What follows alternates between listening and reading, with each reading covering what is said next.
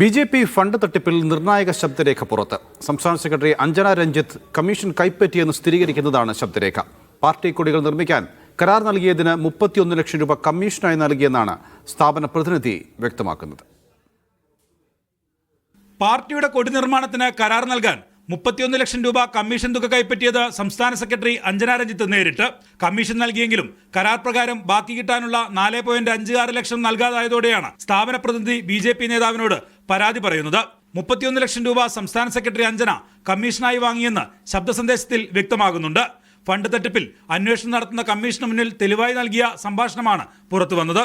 അഞ്ജനയ്ക്ക് 31 ലക്ഷം രൂപ കൊടുക്കുന്ന സമയത്ത് ഞാൻ പറഞ്ഞതല്ലേ, പുതിയ ഫുൾ എമൗണ്ട് തന്നിട്ട് കൊടുത്താൽ മതി എന്നല്ലേ ആദ്യം പറഞ്ഞത്. പിന്നെ കുഴപ്പമില്ല, ഇലക്ഷൻ കഴിഞ്ഞ ഉടനെ ബാക്കി ബാലൻസ് 4,65,000 രൂപ മേടിച്ച് തരാം, ഇലക്ഷൻ കഴിഞ്ഞ ഉടനെ തരാമെന്ന് അഞ്ജന പറഞ്ഞതിൻ്റെ ഉറപ്പിലാണ് ഞാൻ 31 ലക്ഷം രൂപ കൊണ്ട് കൊടുക്കുന്നത്.